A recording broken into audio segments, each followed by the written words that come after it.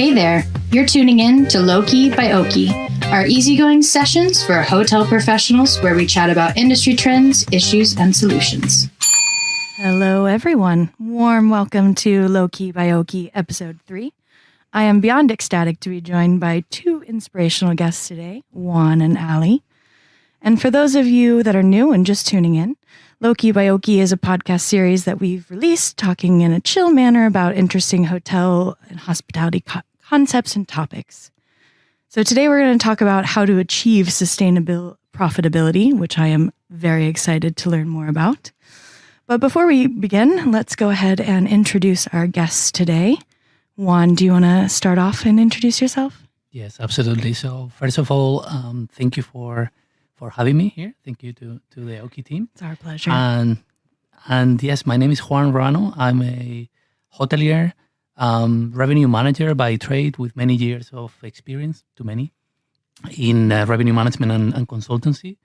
And over the last 7 years, I've been implementing revenue management technology across the world. But it's true that at the personal level, over the last few years, I've been developing a passion for anything to do with sustainability from a business perspective, but also from a social and an environmental point of view. And I think that's why I'm here today. So pleasure to be here. Wonderful. Thanks, Juan. Mm-hmm. And Ali, what about you? Could you give us an introduction? Yeah, of course. So really happy to be back at the Oaky office. I'm Ali Dragozet, and I'm the founder and CEO of Easygoing Green. I'm also a marine and freshwater biologist who used to work in the tourism industry. And then 6 years ago, I decided, let's run my own consultancy, which is what Easygoing Green is, or a sustainable tourism enterprise, with a really big mission to really alleviate the negative impacts of tourism on the environment as a whole. So we do this by working with both private sector, really with hotels and yachting companies, river cruises, managing their carbon footprints, and then also with the public sector, working directly with governments to make sustainable tourism master plans. Very cool. It must have been a big jump starting out on your own. For sure.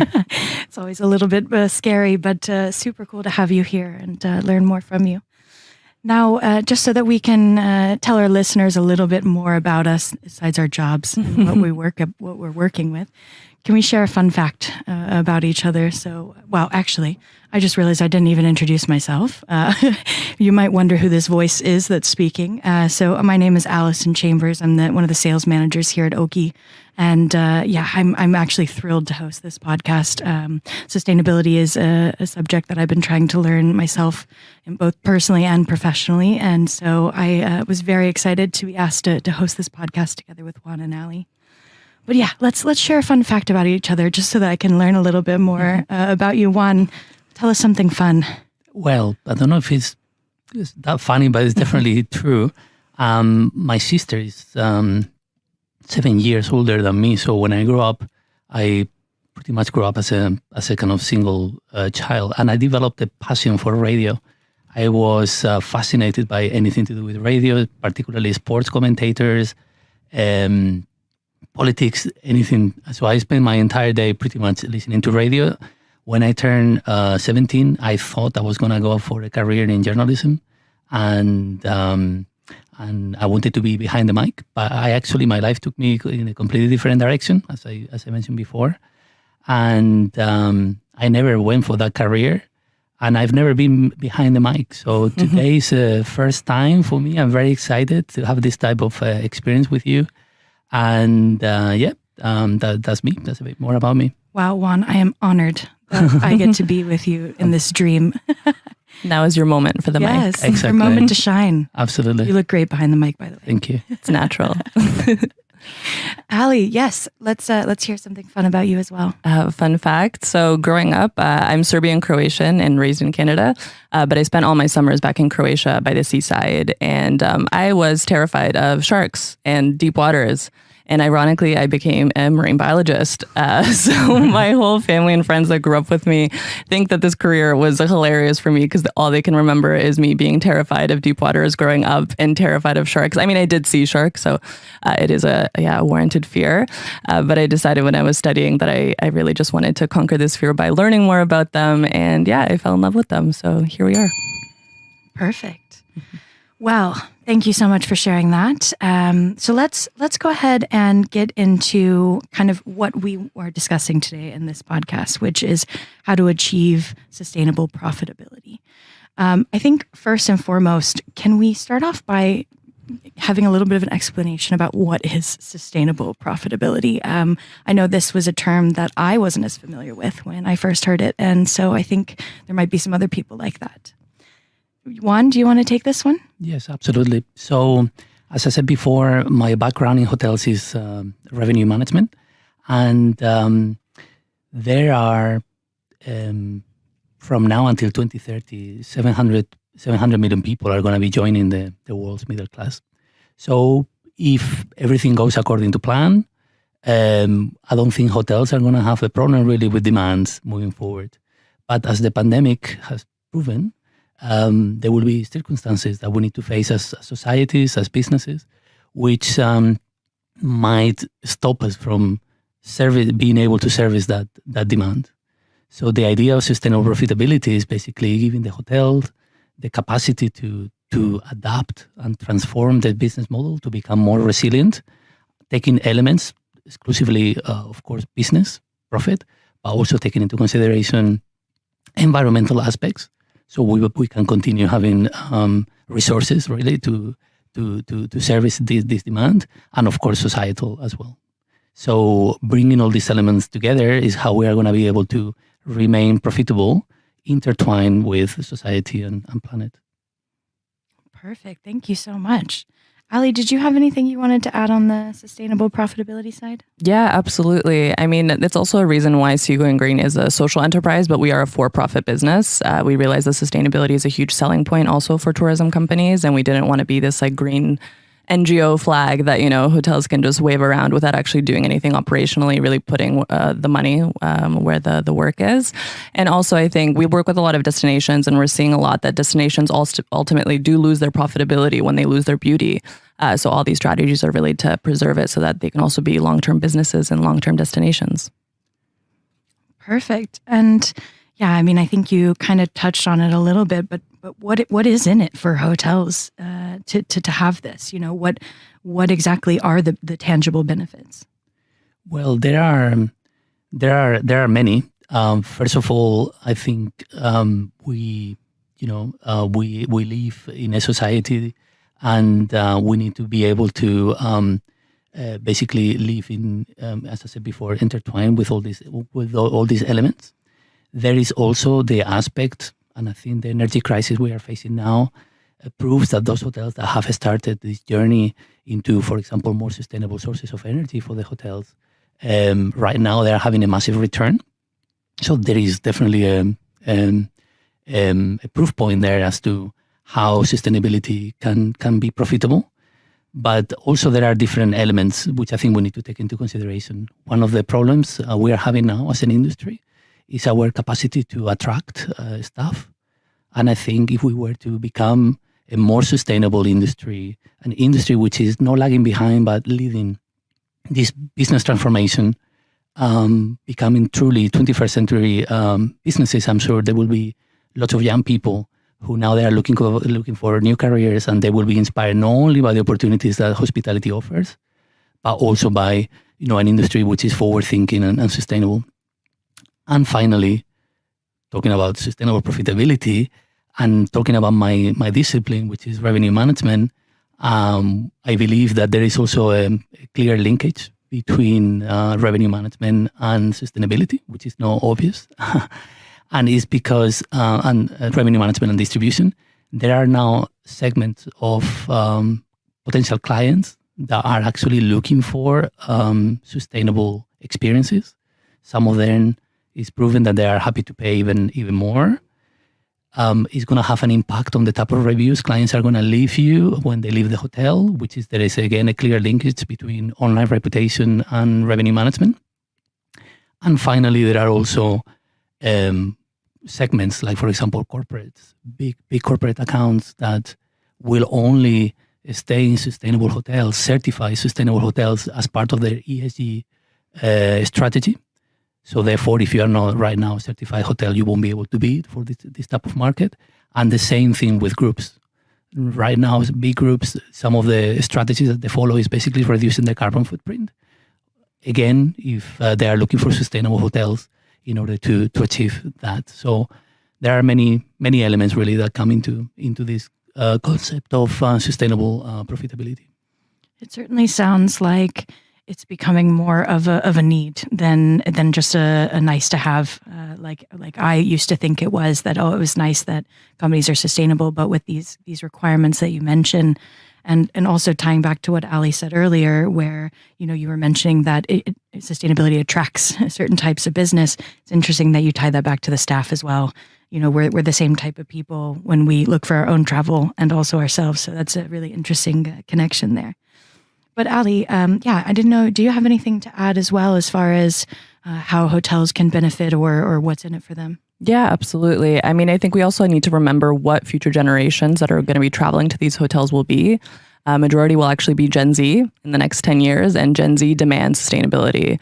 They actually always expect it now. There's studies coming out. I think 80% of them already expect that any kind of tourism product that they're choosing is somehow inherently sustainable. They're expecting these kinds of choices. They want to see it. They want to see it in the products they're buying, the services that they're buying. So this is the kind of demand that we're really trying to service for with sustainability. Also, of course, as Juan touched on, employee retention. Obviously, everyone is looking to work for purpose for social enterprises as well. But also, I mean, it's saving hotels money. I think obviously Juan also talked about the energy crisis, and any kind of hotels that implemented good energy practices before are really saving a lot of money now. I wish I did some of that in my own house, to be honest. Hindsight, right? Definitely. But also simple things like maintenance. I mean, we're looking at even maintaining like the appliances that hotels have, and doing dimmers and timers and things like that can save them 30% on their utility bills. So it's a huge money saving opportunity as well. It definitely sounds like hotels just need to look more on the long term for these kind of things, because the short term returns and benefits are just not going to outweigh what will happen in the long term, like what we're seeing with the energy crisis. It's a problem of the industry. We have the pressure of the next season of delivering results, and that makes us very short-term minded. And sustainability is an invite for everybody to think in the mid and long term, and how our business models are going to be still, in this case, profitable and sustainable in 10, 20 years' time. Yeah, but at the same time, no one builds a hotel for 1 year. So why aren't we, thinking about sustainability as a long-term strategy as well? Absolutely. It's a really interesting conundrum, actually, because with COVID, we had to think on the short term, right? Like the last 2 years, we had nothing to go on. I think I couldn't even think a month out. And I know a lot of hoteliers I spoke to during that time were also along the same way. So how do we get out of this COVID mindset of that short term thinking and back into this long term setting up for success for future generations? Yeah, absolutely. I mean, I think that the demand is there. As Juan was saying, we're not going to have a demand problem. If anything, I think we're going to have a supply problem in the coming years. So it's really about servicing, again, the sustainable market, looking at how we can, really keep our resources, save money, and be long-term businesses. I think we're getting out of that COVID mindset, at least what we're seeing, especially from governments, the way that they're talking about, even during COVID. Obviously, our private sector work really suffered, but the governments were more than happy to start talking about sustainability strategies. How are we going to reopen sustainably? We work on a lot of small island developing states where the GDPs are 75, 80, 90% sometimes reliant on tourism. So it's how do we make these businesses more resilient to future disasters? Because unfortunately, they are coming. Yeah, and the pandemic was a very extreme example and unexpected. But for example, if you check the news now and you look at Italy, the problem they're having with water seems that it's going to be accentuated this summer. I'm sure that the entire US is desperate to visit Italy this summer, but if we start having water restrictions, that might have an impact on the hotel's demand. Or, for example, just to touch on another thing, there were hotels in the island of Ibiza last summer that they were not able to open 100% of their rooms because they couldn't find the staff, because the problem with property and the prices of rental in the island during the summer. So, if we look into like 360 degrees aspects, bringing all these elements together, we need to, as a business, there are lots of elements we have to look at in order to be able to service that demand that otherwise will be coming our way. Wow. Yeah, that's actually a very good point. It makes me think even deeper. There's just so much connected to the topic as well. But just to switch gears a little bit, I was kind of curious to hear more about kind of your personal journey and how that led to joining sustainability. Juan, could you share a little bit more about what got you into sustainability actually? Well, I've been kind of developing and learning and living by sustainable principles at the personal level for many years. I've been running for, a few years ago, I was doing projects to decarbonize my kitchen and my bathroom or whatever. People thought I was a bit of a freak, but so it's something that I always lived at the personal level, but not really professionally, right? Because I was doing revenue management, and revenue management was always felt completely detached from these principles.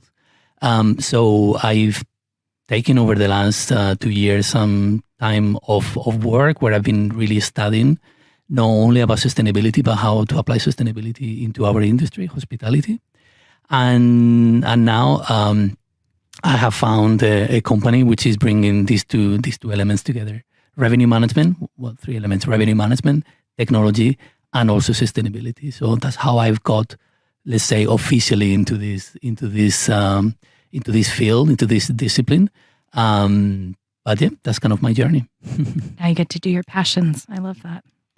And Ali, I know you kind of touched on this already. I'm still super impressed that you got over your fear of sharks, because I need to take some tips on that. I'm from Florida and I'm still terrified to go. My God, yeah. I saw one there one time. I have a shark tracker on my phone where I track all the sharks. But what prompted you to overcome this fear and really, start off on your own? Like, how did that start? Yeah, absolutely. So my journey definitely starts more in childhood. I mentioned, I'm Serbian, Croatian, raised in Canada, and then, visiting Croatia every summer was amazing. This is really where I fell in love with the sea, but also it's where I saw tourism at a different scale. So Croatia wasn't the most popular when I was growing up, but every year more and more tourists came. And then, obviously talking with local community and family, they were happy that tourism was there, obviously, because they can work for 6-7 months of the year and live off that for the rest of the year, which was great from a profit perspective. But then again, we were seeing more trash come up and community complaining about, all these tourists coming, not cleaning up. There's not enough infrastructure, sewage systems, et cetera. And then us as snorkelers and divers were also seeing the water quality going down. And that was interesting, and also kind of really sparked my interest between the communities and tourism, and how can we really pull these two together. Flash forward, I lived in 6 countries before the age of 21, which was an amazing experience. But also in that time, I lived in Singapore and traveled a lot of Southeast Asia. And tourism there is at a completely different scale. But I mean, both positive and negative impacts are very obvious there. It's really where I saw plastic pollution at a completely different scale and what tourism can do. And all these Western countries also just like sending trash over there. And it's really kind of sparked my interest again for how we can find this balance between marine environments and tourism. So I moved to Amsterdam to actually do my oceanography and limnology master's degree 9 years ago. I can't believe it's been 9 years. And during that time, I worked a lot with NGOs like WWF and biodiversity centers here, and I did a lot of consulting. And I really fell in love with, and I used to work in the tourism industry. Yeah, something I didn't mention. Throughout all my studies and in Canada, I worked with a destination management company. So really with a tour operator, and saw the tourism side from that side. And then I really wanted to see how I can merge these two together. How can I work in tourism and marine biology together? And I fell in love with the consulting just during my studies. I worked with consulting companies, and I really wanted to see, how can I merge these two passions together? And the timing was kind of right, because in 2017, the United Nations World Travel Organization named that year the year for sustainable tourism. And it was the first time that they were really talking about environmental sustainable tourism too. So how can we really alleviate those negative impacts of tourism on the environment? And I said, hey, I'm a marine biologist. I want to focus on the marine environment. So I literally started Googling like sustainable tourism consultancies, businesses, and I couldn't find anyone doing it really for the marine environment. So I had this big network in tourism. So I just started talking to yachting companies and saying, hey, what do you do for sustainability? Would you pay for this? And how do you see this as like your long-term growth strategy? And it's kind of how it tumbled. But I didn't have this ambition to, start this big consultancy. And here we are 6 years later. Yeah. Isn't that the best part of life, though? How Oh my God. you can plan all you want, but it's never going to happen. It's just going to come to you usually. It's about putting the shifting and doing the work, and then eventually the planets will align and everything will fall into place. Absolutely. Now when I tell the story, it's like, oh, it's so obvious. You were always going to do this. And I was like, no way. Like it was month by month, kind of just trying to figure out how can I work and impact. And I kind of created the job I wanted. Yeah, during the time I took off, something I did is basically talk to lots of people who were more or less related to sustainability, trying to get inspiration. I was this crazy guy trying to connect revenue management and sustainability. But then eventually I end up finding the people, right, that were thinking alongside myself, and here I am. So. Perfect. Well, I think we've got to the bell, so it's time for the next topic. But super cool. Thank you so much for sharing, guys. It definitely is inspiring me. So now we're going to do a little section called the shameless plug, and it is exactly as it says. We're going to shamelessly talk or brag about a topic of our own. Ali, would you like to start off? Yeah, sure. We are trying to expand our private sector clientele. We're now accepting clients. So this is my shameless plug. If you're a hotel, river cruise, yachting company, tour operator, and you want to measure a carbon footprint and you want to build a CSR strategy, please contact us. We're ready to work with you. We're also doing a lot of training and capacity development, a lot of webinars, workshops with staff as well. So if you're trying to see how to do employee retention through CSR, it's also something that we're expanding into.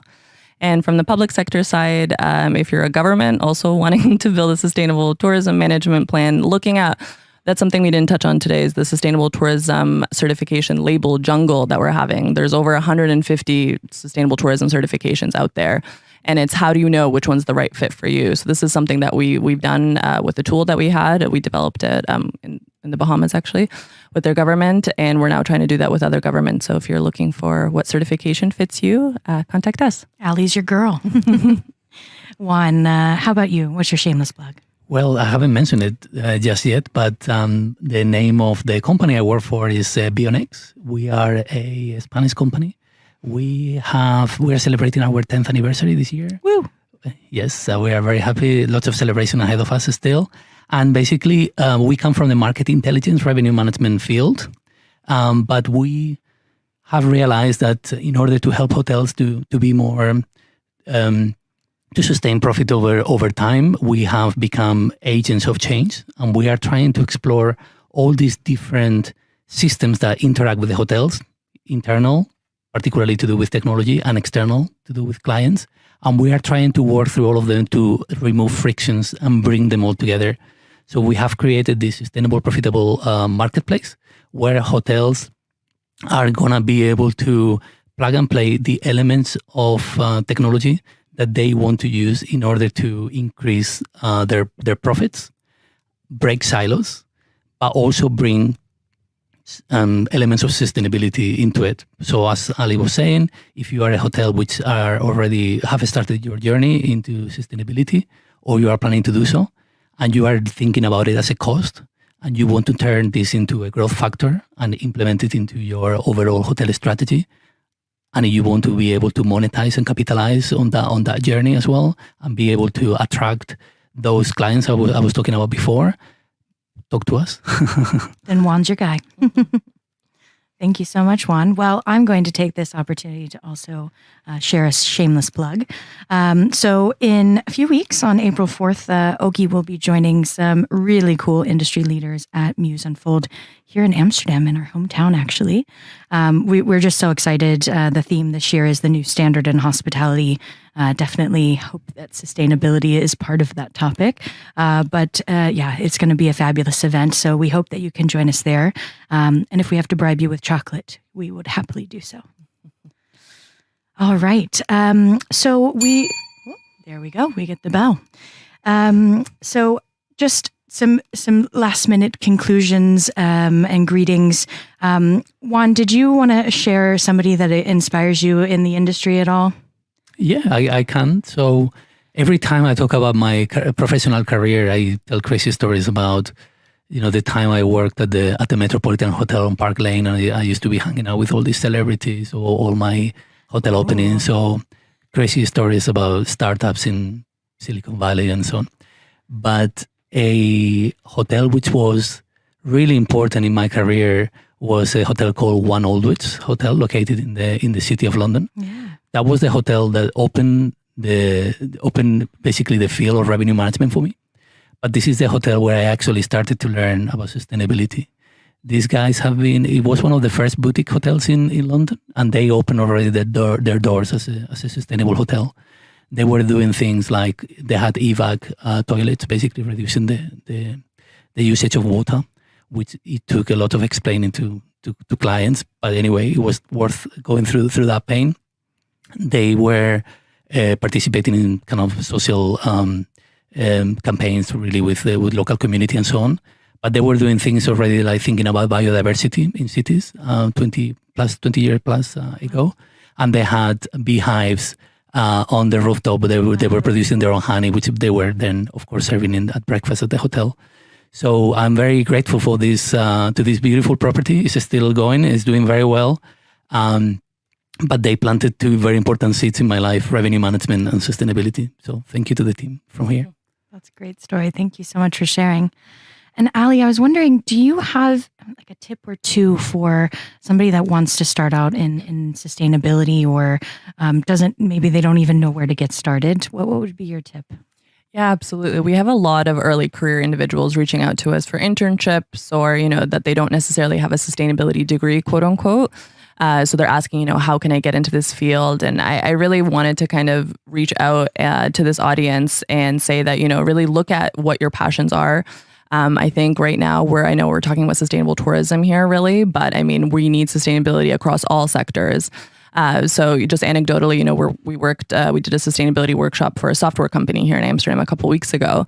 And, inherently the software company is like, what do we have to do with sustainability? But they had, two really, really interesting colleagues who just wanted to kind of spread the knowledge about sustainability through the team. They got the CEO to put aside a budget to do the sustainability workshop and really get all these colleagues involved from different kinds of departments that maybe necessarily aren't inherently connected to sustainability. But it was one of the most exciting workshops we've done in a really long time, because they really pulled from personal experiences and, what can we do in the office, for example. Now they're going to do veggie lunches from that and things like that. And, not obviously no plastics in the office, and look at their waste streams and try to get more budget to get LED lights all over the office and things like that. So I think this is a great story, of that we all kind of need to think about sustainability, bringing it from your personal life to your professional life. And I think, Juan, you're a great example of that, revenue management and sustainability. How did you put those two together? So I think that's great to see that. Yeah. Perfect. Thank you so much. And yeah, I think they're our last bell. So just to wrap things up, is there anything else that you wanted to mention to our listeners, as far as just to summarize what we spoke about today, or just kind of that one last tip or suggestion for hoteliers or anybody looking to enter the industry? Just kind of our closing comments. Juan, do you want to add? Yeah, I think this sustainability journey that we are all part of starts at the individual level. And if you are, a receptionist, reservationist in a hotel, and you have enjoyed this conversation we had, and you are starting to think how you can have an impact, I'm sure there are lots of initiatives at your property where you can help in your department, how to reduce the usage of, paper or whatever it might be. I'm sure there will be opportunities for you to get, your hands in it and be part of this change. That's great. I know that definitely motivates me. I'll be honest, I haven't done as much recycling until I moved to Europe, and now it's all I do in my house. I've got all these bags and containers, and so it's definitely something that I also want to do, especially after speaking to you, Juan, is take that into my professional life. But Ali, what about you? Is there anything that you want to leave our listeners with from today? Yeah, absolutely. I think just to echo Juan too, it's all about starting, and everyone's like, oh, what's that one plastic straw going to do, said 8 billion people. So I really kind of want to pull on that we are kind of this collective effort and really starting in, with small steps that can make really big impact. Perfect. Well, thank you to both Juan and Ali for being lovely guests today. I've thoroughly enjoyed this conversation, and now I know exactly who to turn to when I need tips and tricks. But yeah, thank you again for joining us, and thank you to our listeners as well for joining. Stay tuned for our next LowKey by Oaky episode in the future. Thank you.